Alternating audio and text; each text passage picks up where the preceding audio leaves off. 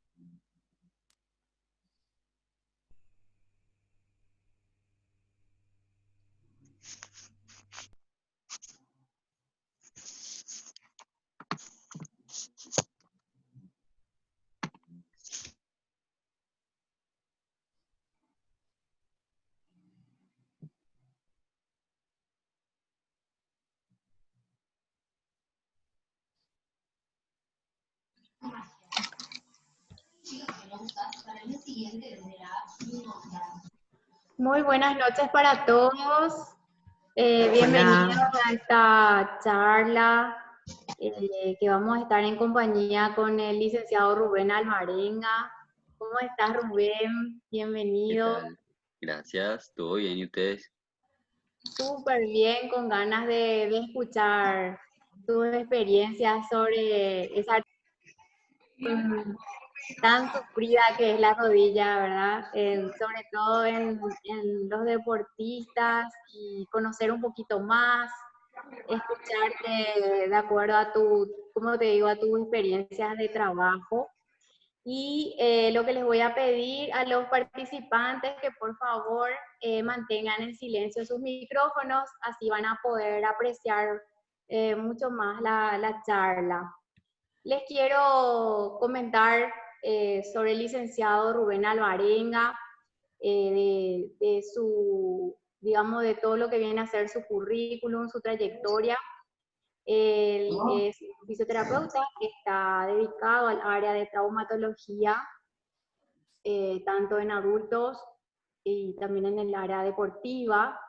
Tiene un diplomado en rehabilitación en miembros inferiores, en miembros superiores, también a nivel de la columna vertebral. Tiene un diplomado en rehabilitación y fisioterapia deportiva. También participa en la elaboración y dirección de cursos de posgrado, elaboración del proyecto de actualización en rehabilitación en traumatología y deporte, elaboración del proyecto de maestría en rehabilitación en traumatología y deporte, es creador de FISImpacto, docente en el área de posgrado y pregrado, creador de la actualización de rehabilitación en traumatología, ortopedia y deporte. También hizo una residencia de kinesiología y fisioterapia en el año 2015 al 2017 en el Hospital de Clínicas de la Universidad Nacional de Asunción. Tiene una certificación en terapia por ondas de choque y además es fisioterapeuta recibido en la Universidad Nacional de Asunción de la Facultad de Ciencias Médicas. Si quieren seguir, ¿verdad? Sus redes, lo pueden encontrar como @fisimpacto en Instagram, en Facebook. Entonces, un amplio currículum tiene nuestro invitado y estamos ya ansiosos de poder escuchar al licenciado Rubén Alvarenga. Dale, muchas gracias, Leticia. Muchas gracias también a ustedes por invitarme, ¿verdad? A Marta, a todas las personas que están trabajando en esto.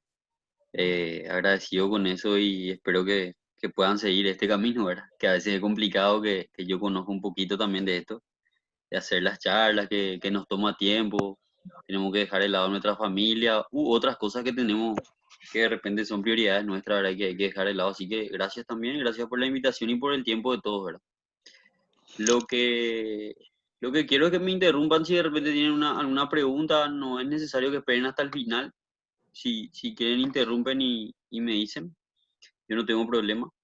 Eh, y nada, la verdad que desde que me recibí siempre me enfoqué un poquitito en lo que es más el área de traumatología y deporte, ¿verdad? Es lo que más me agrada. eh, y ya llevo bastante tiempo con esto y vengo trabajando y atendiendo una importante cantidad de pacientes, ¿verdad? Y cuando me preguntó Marta para hacer una charla pensé bastante, ¿verdad? Porque no quería hablar un poquito de lo que siempre se toca, los temas ya conocidos, a pesar de que entre los temas conocidos decimos conocido, pero todavía hay mucha información que no conocemos, muchas cosas que no sabemos, y esa es una realidad. Pero quería hablar un poquito de esto de mitos y realidades, ¿verdad? Pero para enfocarnos un poquitito más en lo que es nuestro día a día y no tanto en lo que dice la bibliografía, hacer también un poquitito de revisión en lo que dice la bibliografía, pero enfocarnos en lo que nosotros vemos en el día a día, ¿verdad? Y cuando yo pongo el título de mitos y realidades, no es que yo estoy diciendo que voy a decir, este es un mito y voy a enterrar una verdad y decir que esa verdad no es real. La ciencia ni ningún tipo de experiencia funciona así. Esto se trata de lo que es mi visión en relación a lo que yo leo y reviso un poquitito en la bibliografía, en la evidencia científica, pero no soy el dueño de la razón ni el dueño de la verdad. No busco crear eso, busco más bien generar un poquitito de cuestionamiento en el pensamiento de nosotros, ¿verdad? Que creo que eso es lo más importante de todo, que todos podamos cuestionarnos algo en nuestro día a día. Entonces, nada, empezar un poquitito con esto, ¿verdad? No voy a hablar de anatomía, no voy a hablar de biomecánica, no voy a hablar de esas cosas. Vamos a pasar eso, vamos a dejar de lado nada de ese tipo de cosas. Eh, si pueden apagar su micrófono, por favor. Cosas que pasan. Bueno, no voy a hablar de esas cositas ni tampoco me voy a poner a hablar en extenso de las fases de la rehabilitación y qué ejercicio hay que hacer y qué ejercicio no hay que hacer. Más bien con respecto a lo que escuchamos en relación a una lesión del ligamento cruzado anterior y qué sabemos de verdad en eso. Porque cuando se lesiona a una persona la rodilla, ya sea ligamento cruzado anterior o cualquier otra cosa, siempre hay cosas que escuchamos, que nos dicen, tenés que hacer esto porque si no vas a tener este problema. Tenés que hacer esto porque si no, el día de mañana no vas a poder volver a jugar fútbol. Un montón de cosas y un montón de dichos que se dicen como si fuese que tenemos una certeza total de que eso es así. Y la realidad es que no, ¿verdad? Vamos a avanzar un poquito. Espérame que se congeló mi pantalla. Ahí está.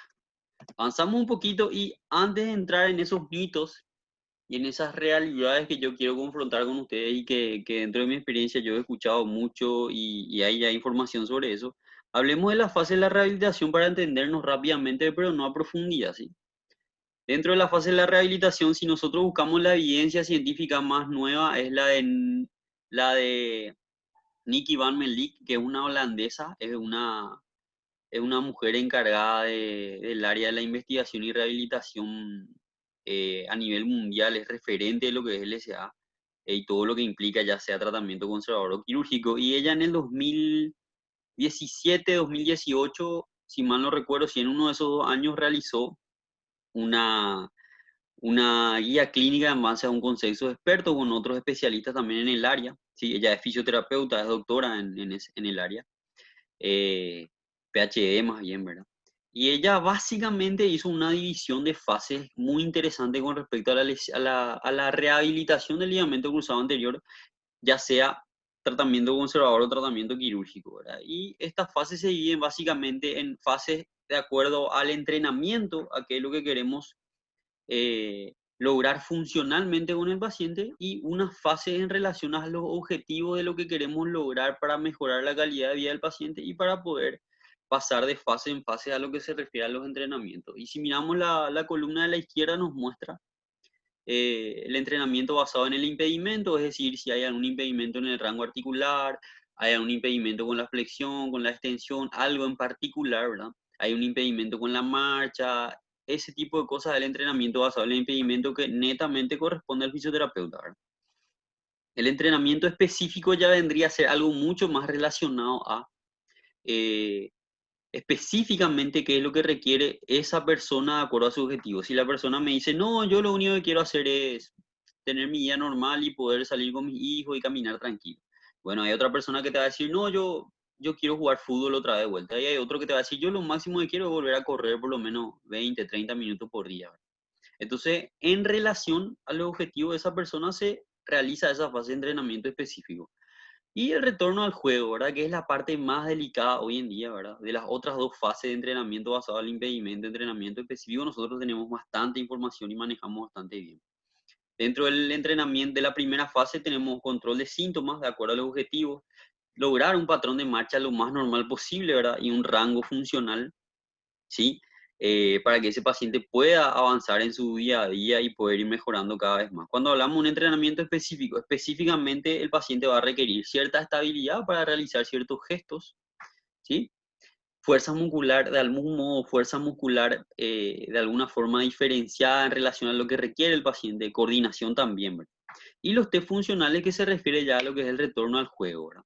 El retorno al juego se divide actualmente en tres fases, ¿verdad? Retorno a la actividad, retorno al deporte y retorno a la performance, que es algo que cabe también dentro de lo que nosotros vamos a hablar brevemente hoy, ¿verdad?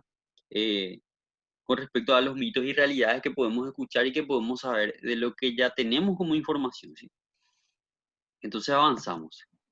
Y nos quedamos con esta imagen un ratito, ¿verdad? Porque es un meme muy simpático que me vino a la cabeza para colocar. Y cuando escuchamos algo, yo, por lo menos cuando era estudiante, lo primero que pensaba es, me decían, esto ocurre, esto pasa, entonces por esa causa tenés que hacer esto. Y yo me preguntaba, ¿será que esto es realmente así?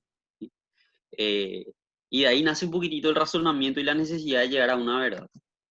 Entonces, una de las primeras cosas que escuchamos que alguien nos dice, que dice el fisio, que dice el médico, quien sea el enfermero, cualquiera, o tu propio vecino, pero generalmente los profesionales de la salud nos dicen, una vez que salí de la cirugía vas a salir corriendo. Alguna vez ya habrán escuchado. Y por más de que sea en broma, o por más de que sea una forma de tratar de ganar confianza con el paciente, fíjense lo errado que está esto así ya de inicio, ¿verdad? Porque primero crea muy falsas expectativas y ustedes saben bien que las expectativas hoy en día dentro de cualquier tratamiento de fisioterapia eh, es parte fundamental de lo que es la fisioterapia basada en la evidencia. Entonces, ojo con eso, ¿verdad? Después nos dicen también por ahí, si no te operas, vas a tener artrosis, sí o sí, vas a tener artrosis, entonces tenés que operarte. Ojo con eso también. Otra cosa, vemos la famosa orden médica, ¿verdad? No sé si hay médicos hoy, no tengo nada en contra de los médicos, ojo, sí. Puedo, puedo hablar negativamente y positivamente de tanto del fisio como del médico, como de cualquier otra cosa. Eso no significa que tenga nada en contra de nadie, ¿sí? Primero analgésico, después antiinflamatorio, ¿verdad? Famoso nos llega la orden médica y lo que marcan lo que pone analgésico antiinflamatorio. ¿Y por qué analgésico antiinflamatorio? ¿Por qué en base a qué ese razonamiento hoy en día de analgésico antiinflamatorio, ¿verdad? ¿Será tan cierto eso de todo lo que venimos haciendo y lo que nos enseñan realmente es necesario o hay gente que ya dice que no, ¿verdad? Eh, el famoso 0 kilómetros va a quedar tu rodilla después, no te vayas a preocupar, vos hacer nomás todo lo que tenés que hacer. Ojo con eso, ¿eh? ¿Será cierto eso? ¿Sí? Después, a los 3 meses ya puede correr. Esa es una de las cosas para mí personalmente, sí. No sé, cada uno puede tener su opinión. Personalmente, y en mi opinión, y en base a lo que yo leo y conozco, decir eso para mí es un poco grave, sí. Decir que una persona va a estar corriendo a los 3 meses, habiendo tantas herramientas para sacar esa conclusión, está un poco complicado, sí.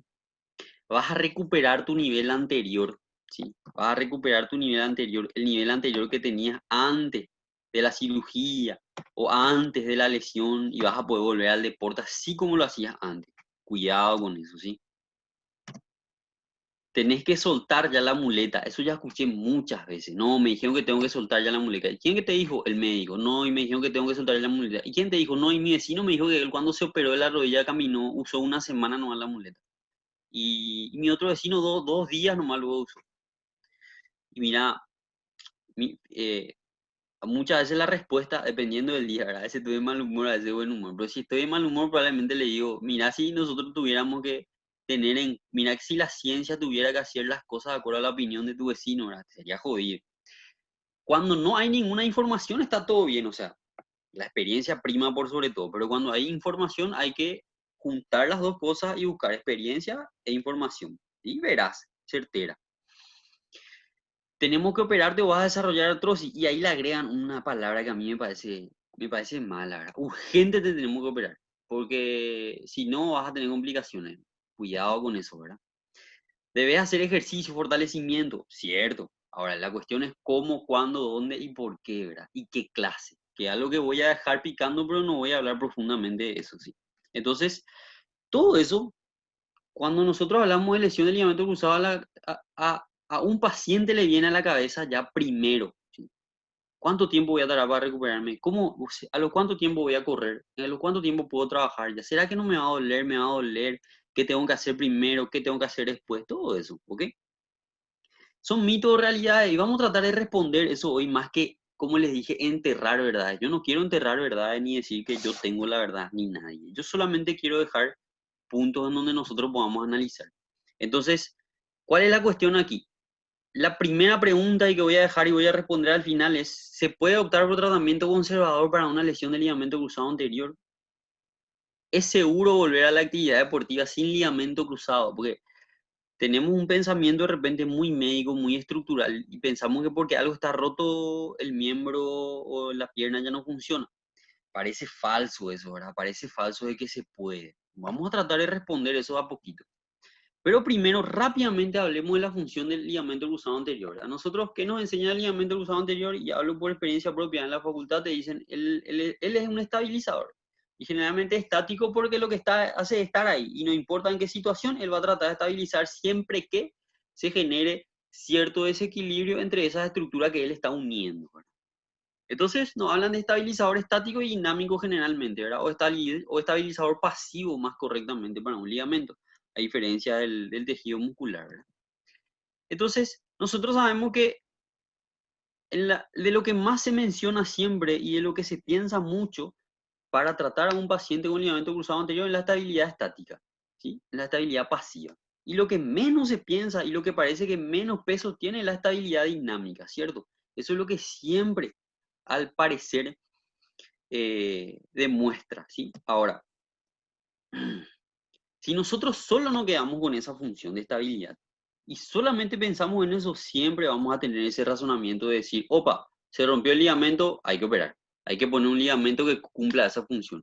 Pero cuidado, porque la función bibliográficamente ya lo describe Decker, como ven ahí abajo, fíjense, está el nombre del artículo y todo. En el 2011, bibliográficamente, a través de estudios, ya lo describen ellos como que el ligamento no solamente, y digamos que pasa a ser papel secundario, que el ligamento sea un estabilizador. El ligamento pasa a ser un aparatito, un pequeño dispositivo que tiene mecanorreceptores que nos hacen básicamente controlar la rodilla, ¿verdad?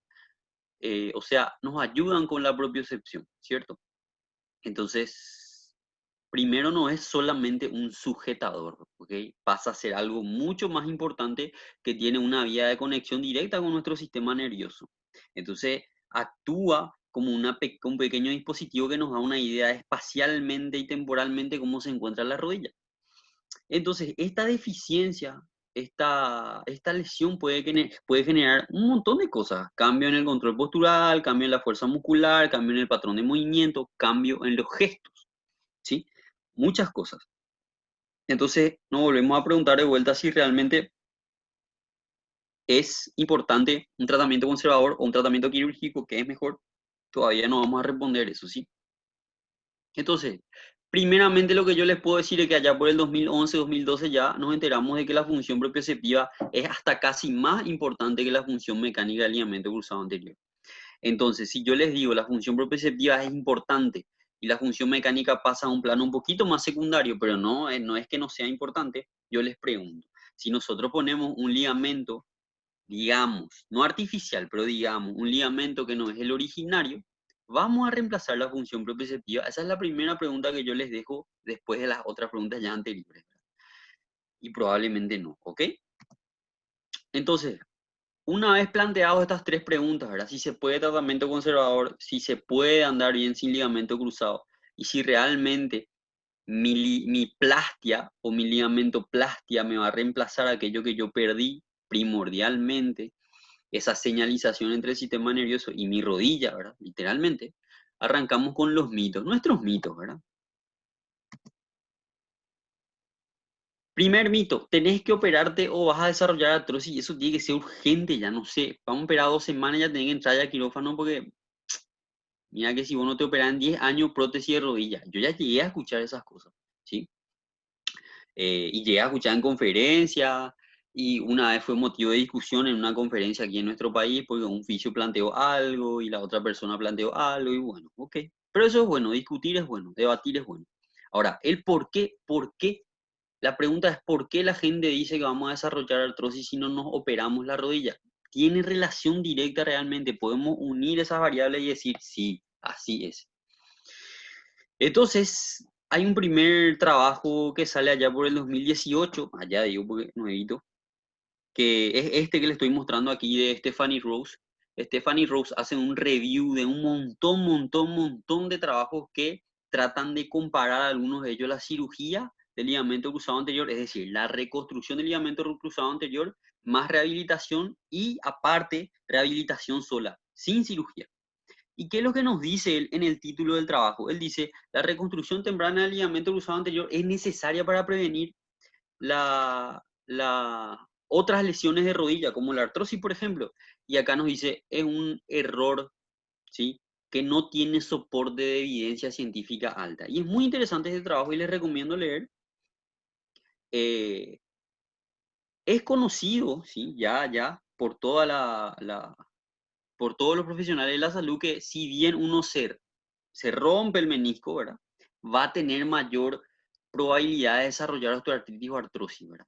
Pero en el caso de la reconstrucción del ligamento cruzado anterior, es decir, un paciente que se rompe el ligamento cruzado anterior y que va a rehabilitación y uno que va solo a rehabilitación y no se opera, no hay estudios que confirmen esto, ¿ok?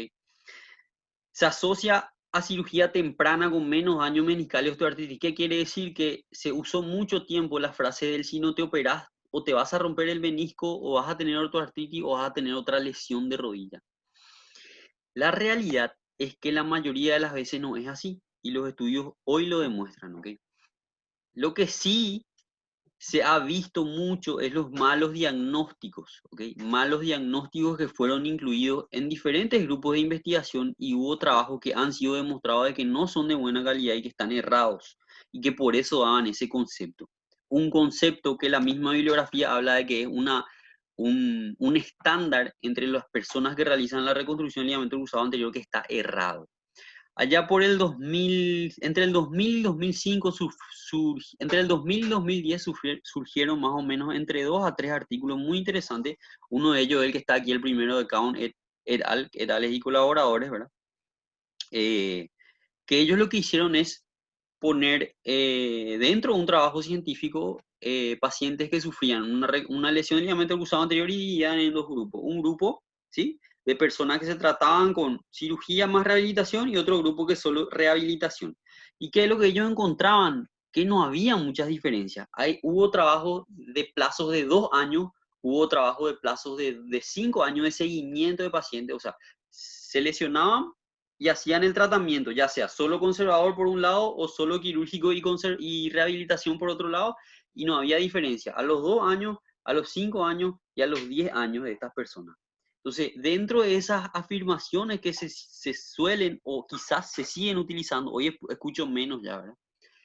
Que se siguen utilizando, demuestra la bibliografía de que eso no es real, ¿sí?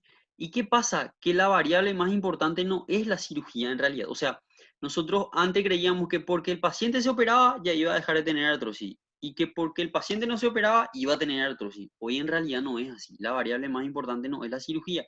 En realidad parece ser que la variable más importante es la rehabilitación basada en evidencia. Fíjense en el segundo punto que les puse ahí. Una investigación realizada durante 10 años, ¿sí?, descubrió que las personas con reconstrucción del ligamento cruzado anterior experimentaban más lesiones secundarias del ligamento cruzado anterior que las que se someten a una rehabilitación basada en la evidencia. ¿Qué quiere decir exactamente eso, verdad? Eso quiere decir que las personas que, que optaban por un tratamiento quirúrgico y hacían rehabilitación, o que optan, tienen mucha más probabilidad de volver a sufrir una ruptura del ligamento cruzado anterior que aquellas que solo hacen rehabilitación basada en la evidencia y pero no LSA, que tienen más posibilidad de lesionarse, menisco y otras estructuras que el ligamento cruzado anterior.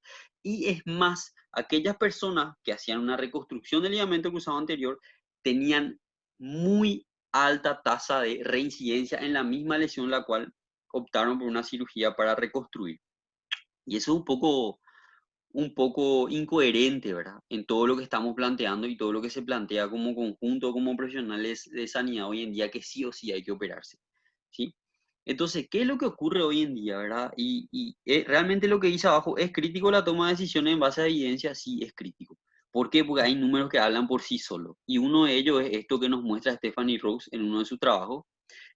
Él hizo una revisión de un montón de artículos. Estos son unos poquitos. Si ustedes abren el trabajo, pueden ver en internet, van a encontrar que son como 20 más o menos.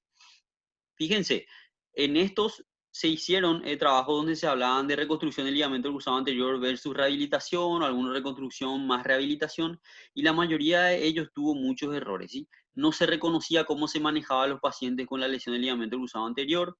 Algunos no tenían una apropiada forma de designar o informar cómo se manejaba a estos pacientes. Entonces, carece de calidad estos estudios, ¿ok? Entonces, a esto yo le llamo la verdad momentánea, ¿sí? Hace poquito sale un estudio a 20 años de seguimiento, es muchísimo, 20 años. ¿Qué es lo que hizo? Comparó tratamiento conservador versus tratamiento quirúrgico y demostró a través de una comparación de dos grupos. Un grupo, todos atletas, ¿sí? Un grupo de 25 personas y otro grupo de 25 personas. Un grupo solo tratamiento quirúrgico, otro grupo solo tratamiento conservador.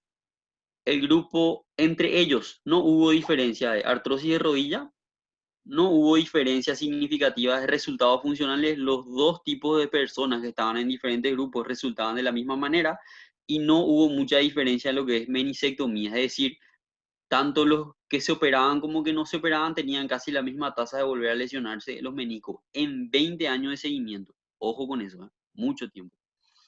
Entonces, eh, la verdad momentánea, ¿cuál es hoy en día?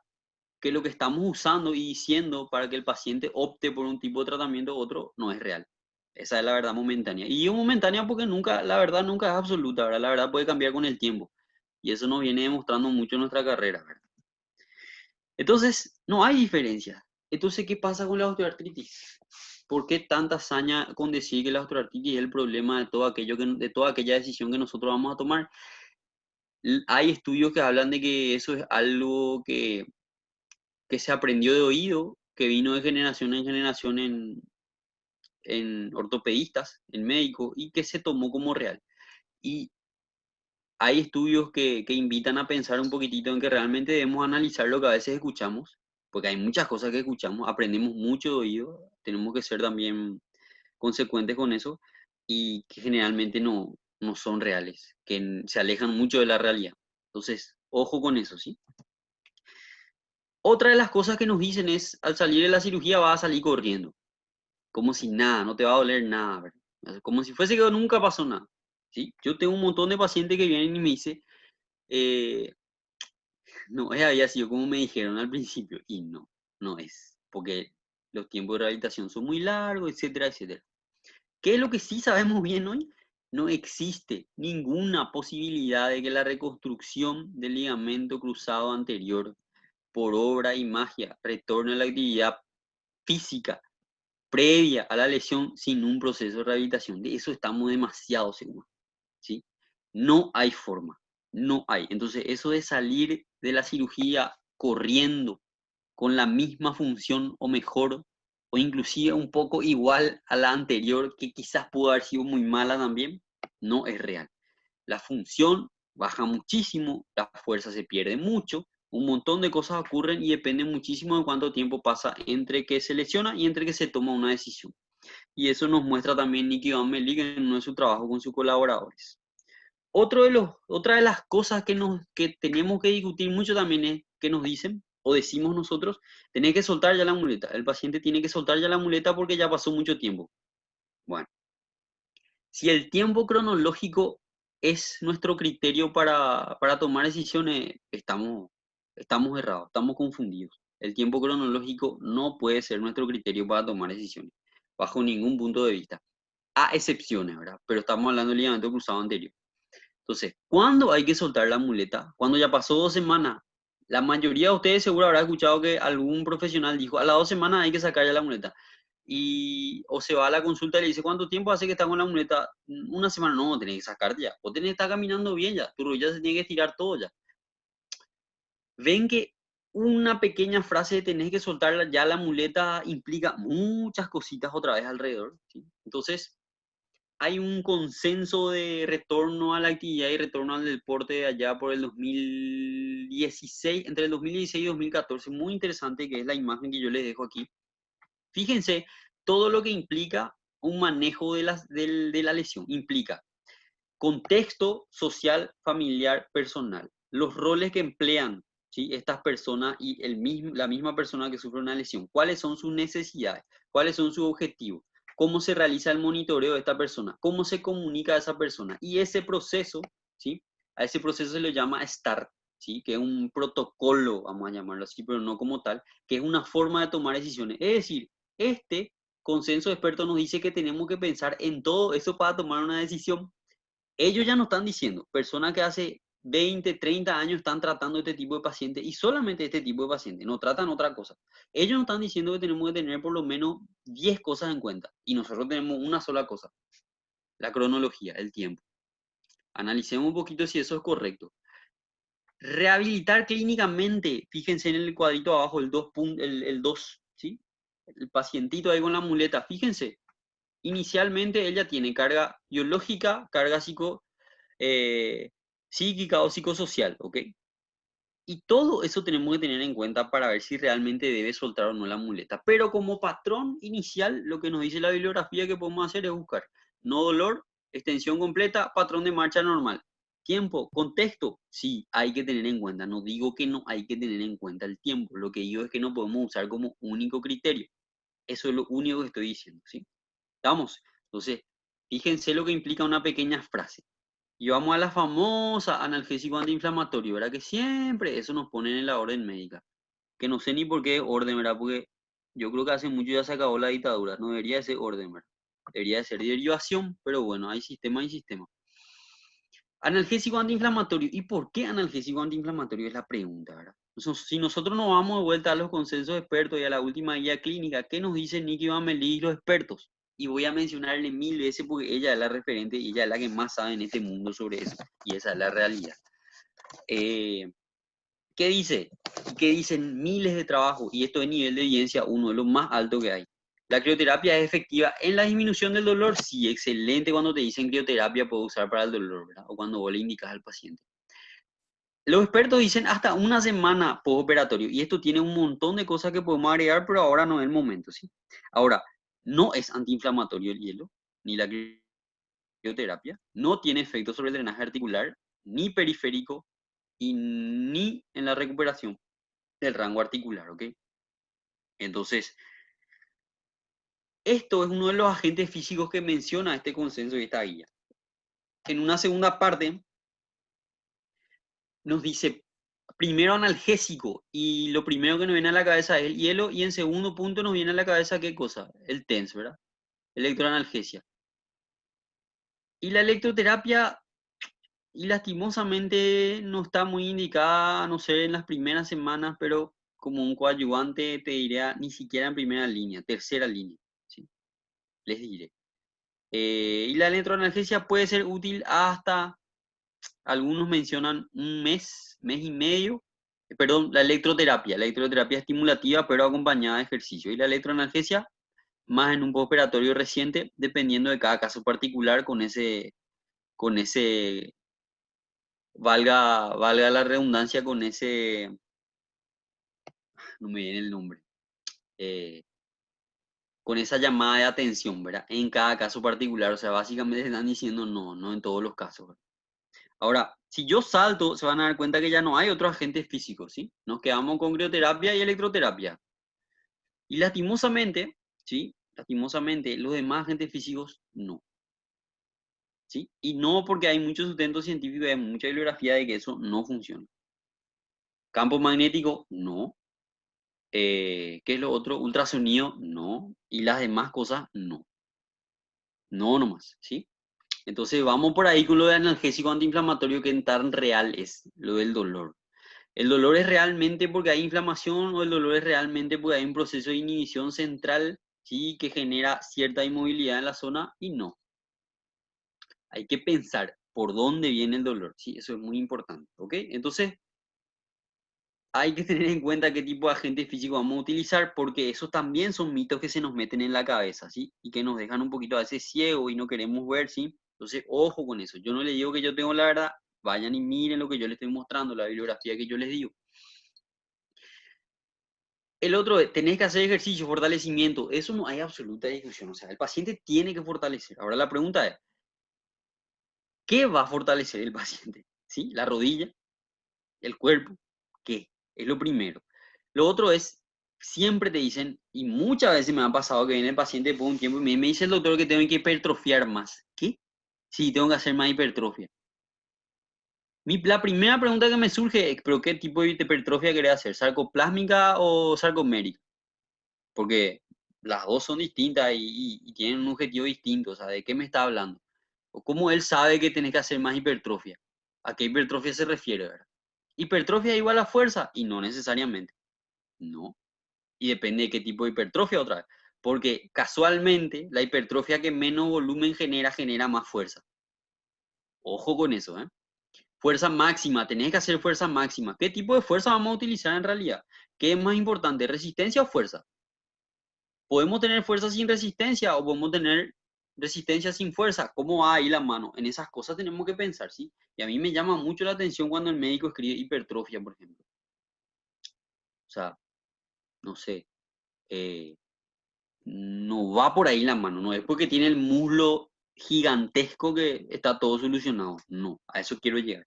Es más, lo mismo, los consensos y las guías hablan de entrenamiento neuromuscular en un inicio. El entrenamiento neuromuscular es bastante útil y da muy buenos resultados en el ligamento cruzado anterior. Así que hacer ejercicio es una realidad. Fortalecer es una realidad, pero ojo, hacia dónde apuntamos lo puede convertir en un mito, ¿sí? Entonces, cuando empezamos a agregar carga de forma inmediata, es solamente recomendable cuando tenemos patrón de mancha normal, no hay dolor, no hay derrame, porque el derrame implica inhibición central, ¿sí? Y pues eso puede generar atrofia, y si cargamos más atrofia o más hipotrofia, como quieran llamarle, y no temperatura. Entonces, cuando esto no tenemos, ahí sí podemos hacer. Así que cuidado con eso, ¿ok? ¿Qué tipo de fortalecimiento, qué ejercicio podemos usar? Mucho se habla de esto, cadena cinética abierta, cerrada. Resumiendo, cadena cinética abierta es recomendable utilizar después de, por lo menos hay bibliografía que hablan después de 2 semanas, después de 4 semanas, después de 6 semanas. Ustedes me dicen a mí, yo uso después de 6 semanas, porque yo tengo bastante para utilizar cadena cinética cerrada que me parece mucho más útil que la abierta. O sea, en mi forma de pensar, pues no vamos a discutir eso ahora.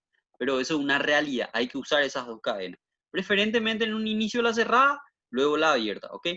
La abierta, si quieren usar desde un inicio, utilicen en rangos entre 45 grados y 90 grados. ¿Por qué? Porque es el rango óptimo y en donde no generamos demasiada tensión en el ligamento. Y eso es lo que les muestro aquí, ¿verdad? Esto, por ejemplo, que ven en el video es un isométrico de 0 grados, ¿verdad? Eso no tiene mucho sentido para nosotros hoy en día porque genera una tensión muy excesiva que ven ahí en la última parte del cuadrito. Sin embargo, entre ese ejercicio y hacer bicicleta, marcha con bastón, unipodal, cadena cerrada, marcha, carrera lenta, ese ejercicio genera más tensión en el ligamento. Nadie dice que se va a romper el ligamento porque haga ese ejercicio, pero hay cosas que son un poquito más útiles que eso, ¿ok? Y que en un primer momento se pueden realizar, ¿ok?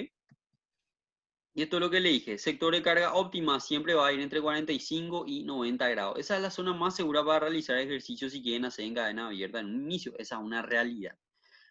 El mito es decir que este ejercicio es mejor que la cadena cinética abierta en 45 y 90 grados, ¿ok?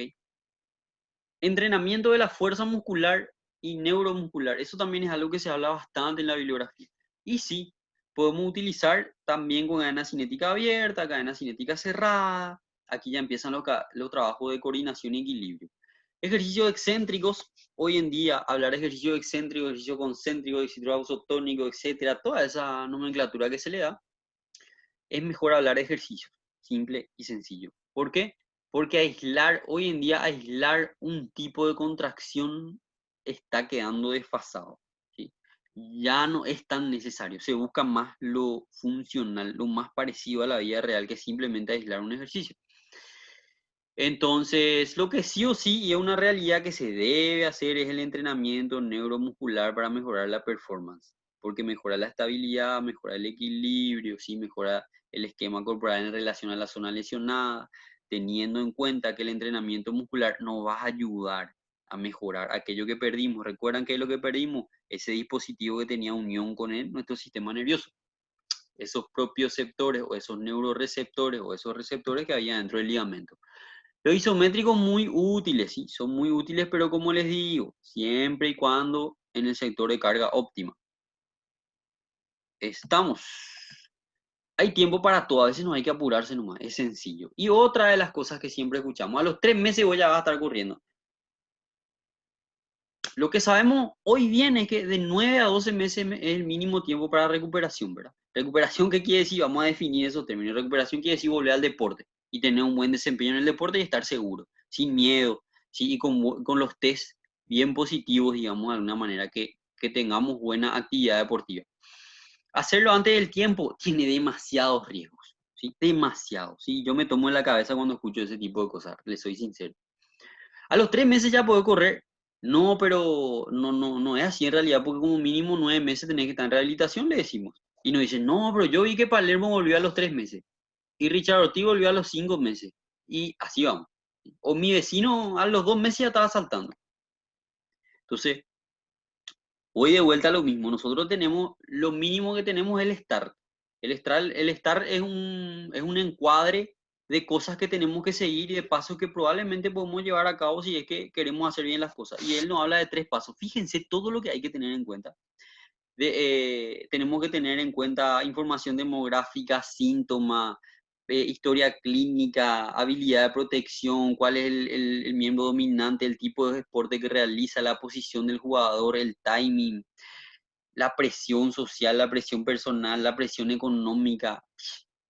Todo eso hay que tener en cuenta para que el paciente vuelva a realizar actividad deportiva. Ni siquiera estoy diciendo que vuelva a competir, actividad deportiva.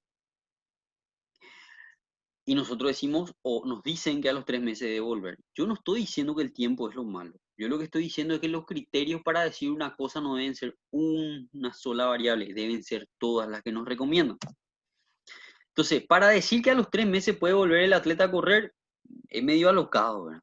Porque nosotros debemos redefinir y cambiar concepto. Imagínense, la rodilla es una de las estructuras que hoy en día más test funcionales tiene. Y aquí les muestro algunos. De un lado tenemos 6 y del otro lado tenemos 9. Yo le saqué algunos porque era muy largo ya.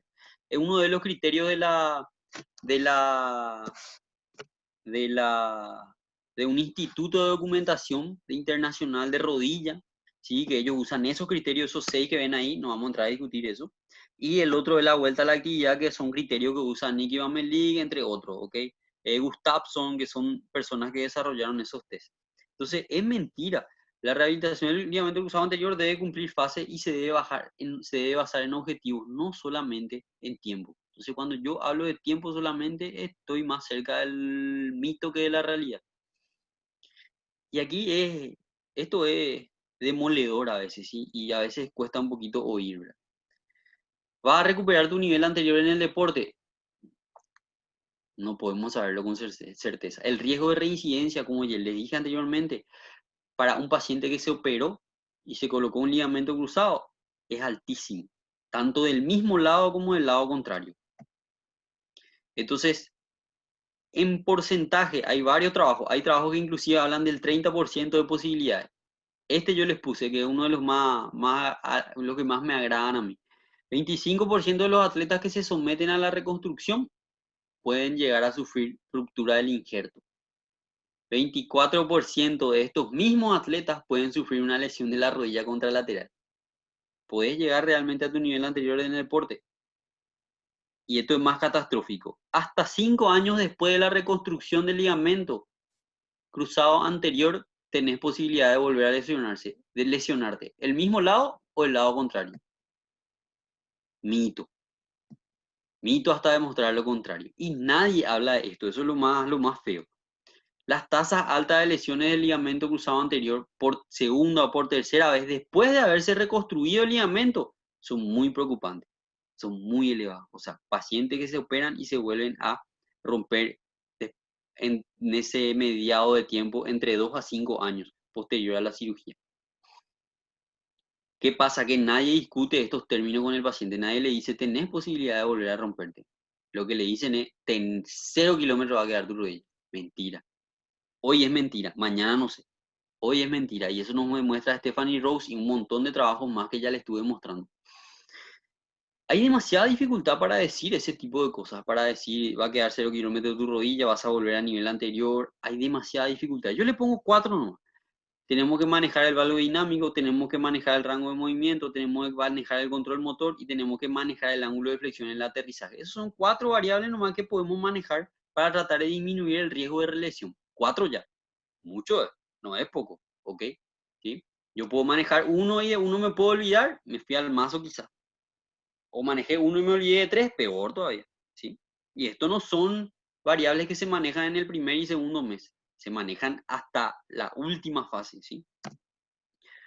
¿Cuál es el impacto entonces con todos estos mitos y todas estas realidades de las que venimos hablando, ¿sí? En la rehabilitación? Y fíjense, estos números son catastróficos, ¿sí?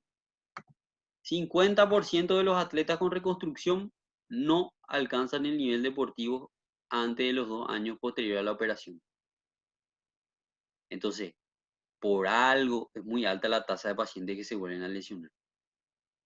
La cadena cinética cerrada es utilizada para mejorar la fuerza muscular, pero el entrenamiento neuromuscular debe ser agregado a la rehabilitación. Eso sí o sí deben hacer.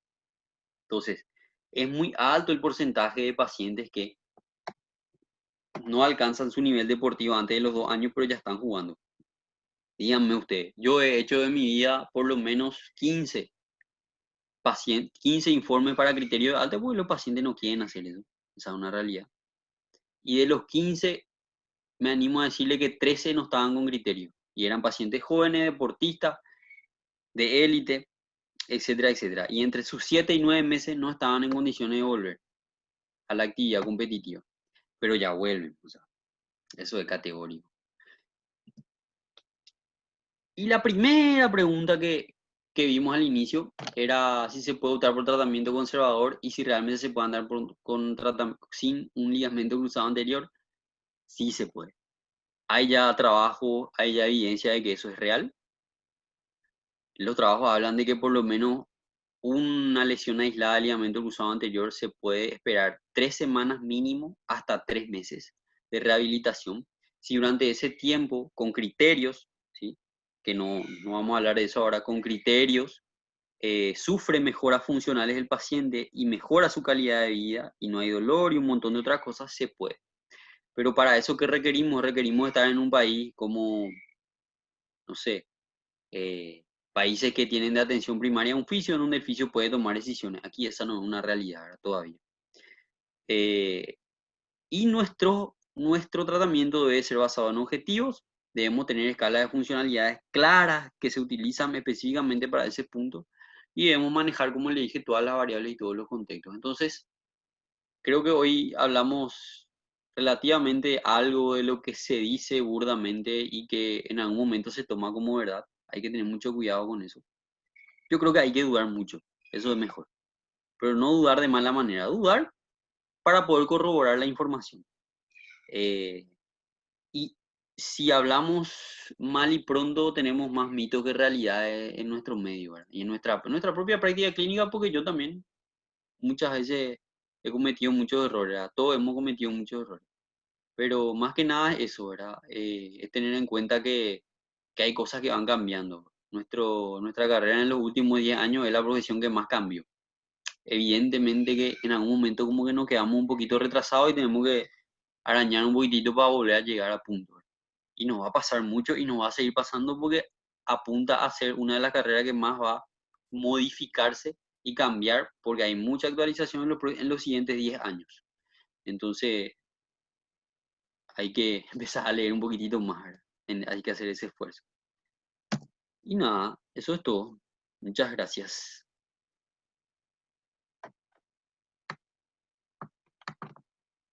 ¿Están ahí? Sí, aquí estoy. Muy bien, Rubén, licenciado Rubén, excelente.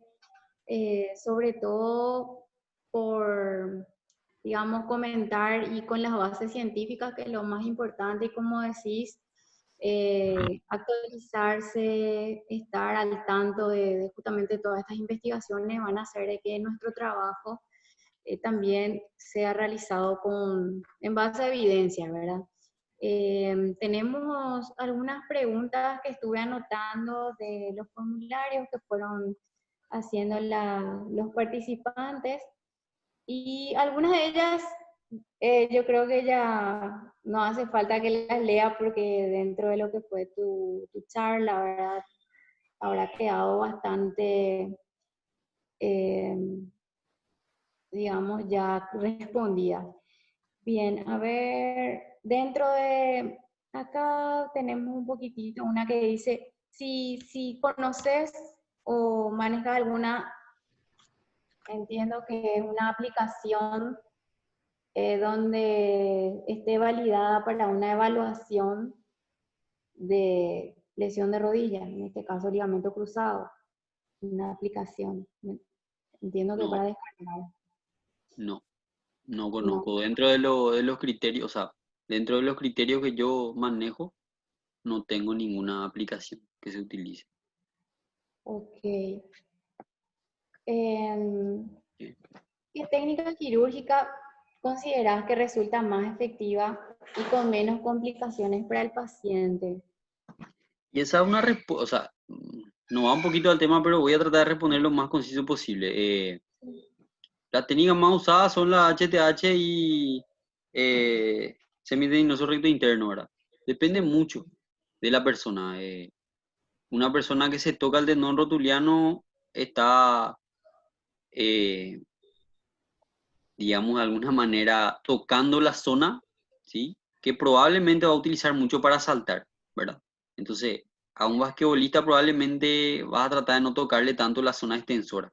Sin embargo, te digo, un jugador de fútbol que depende mucho de su velocidad, no le vas a tocar los isquiotibiales, porque le estás quitando porcentaje de su velocidad.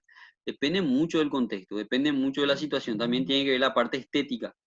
Las complicaciones en este tipo de cirugía no son muy frecuentes, muy poco frecuentes son las complicaciones en la cirugía. Muy raro, o sea, no es algo que van a ver siempre. ¿Sí? Y si hay alguna complicación porque el tornillo se colocó en una posición que no se debía y quedó muy tenso el ligamento, tampoco va a generar demasiado problema en la rehabilitación. Sí, los tiempos lo que de repente son muy complejos. ¿Me aguardan un ratito, por favor? sí. Eh, y más que nada eso, ¿verdad? El, el- el- la técnica quirúrgica HTH hace que se pueda cargar más rápido, que uno pueda ser más agresivo. El semitendinoso recto interno no, pero eso ya tiene otras explicaciones en las cuales no quiero entrar a hablar porque si no, no tenemos mucho. Sí, Vamos a está hablar en súper. otro momento si quieren de eso. Sí. Em, ¿En qué fase de la rehabilitación de un deportista se empieza a incorporar ejercicios más específicos de acuerdo a su actividad deportiva? Y depende de cuáles sean tus criterios para pasar de fase en fase. En la primera fase tenemos entrenamiento al impedimento, tenés que tener seguro todo, síntomas, signos, eh, y lo que viene a ser ROM, ¿verdad? Después de eso, ya le puede ir agregando, o antes de terminar esa fase, ya puede ir agregando algunas cositas específicas, como equilibrio, estabilidad, coordinación, pero mínima, ¿sí? Mínima. Y uno, por un lado, vas bajando lo que es mejorar el impedimento cuando ya va mejorando bastante y vas subiendo lo que es esta parte específica. No hay tiempo, eso es lo que acabo de decir. Si yo te digo ahora a un deportista le voy a agregar ejercicio pliométrico para el salto y para la explosión a los 6 meses, estoy equivocado. No se maneja por tiempo, se maneja por evolución. A un paciente le puede tocar a los 4 meses, a otro paciente le puede tocar a los 6 meses. No es por tiempo cronológico, es por evolución de paciente y por criterio. Por eso depende mucho del criterio que cada uno tiene en cada fase. Eh, y las fases no es que yo termino una fase acá y acá empieza recién la otra fase. No, la fase es así. Vos tenés la fase 1, empezaste la fase 1 y cuando va en un 40-50% empezaste ya la fase 2 y las dos crecen juntas. no es que uno va separado de otro. Entonces, no podemos hablar de tiempo, eso es algo que hay que sacar de nuestra costumbre. Exactamente. Por eso toqué otra vez el tema del tiempo, ¿verdad? Porque Mm. es como que uno siempre está pensando dentro de cuánto tengo que pasar de una fase a otra, en cuánto tiempo se rehabilita, en cuánto tiempo tal Claro, ejercicio. Y no nos preocupamos más por el tiempo que por la evaluación del paciente y sabemos que cada paciente es diferente, la sí, musculatura es diferente, su actividad o la forma que lo realiza, entonces obviamente que el tiempo no tiene que estar como uno de los objetivos principales, ¿verdad? Sino que al ir con el tratamiento vamos a ir descubriendo eso. Otro, bueno, acá preguntaron también cuándo se realiza el tratamiento conservador, que es algo de lo que ya mencionaste, ¿verdad? sí. Bueno, En el, rápidamente les puedo decir, hay dos criterios fundamentales que es, pueden utilizar el cuestionario COS, se llama, el COS debe dar un puntaje 80% o mayor para que el paciente tenga criterio de, de seguir con un tratamiento conservador y después hacer monitoreo en los entre las 3 semanas y los 3 meses para ver en qué porcentaje va aumentando la funcionalidad y eso se tiene en cuenta. Si el paciente no mejora absolutamente nada durante esos 3 meses, que es muy difícil que eso ocurra, si se maneja correctamente, ahí sí se puede optar por tratamiento quirúrgico. Muy bien. Entre los participantes, si quieren hacer alguna pregunta, pueden habilitar su micrófono.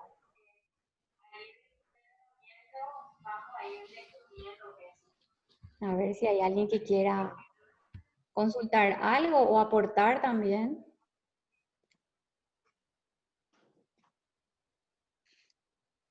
Están todos callados. Sí. Parece que se resolvieron los mitos y realidades de esta charla.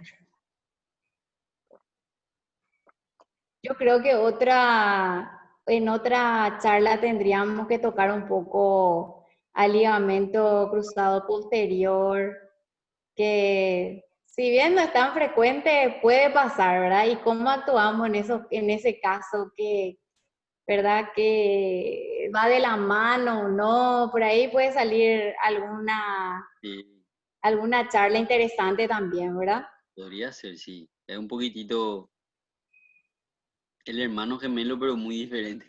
¿Verdad? Por eso justamente, para hacer un contraste o una similitud de situaciones que se pueden dar en ambos casos. Pero referente al ligamento cruzado anterior otra vez, entonces justamente aquí tengo entre las preguntas que anotaron, ¿verdad? Porque si es una lesión recurrente, que es lo que ya mencionaste también hace un ratito, ¿verdad? Eh, ¿Cuál es el tratamiento más efectivo? Pero no especifica si se habla de tratamiento médico o a nivel kinésico, que me parece mucho más interesante, ¿verdad? Y como el tratamiento quirúrgico va a ser interesante cuando se cumpla esos criterios que yo les dije, ¿verdad? Hoy el tratamiento de rehabilitación está siendo el más interesante hasta ahora.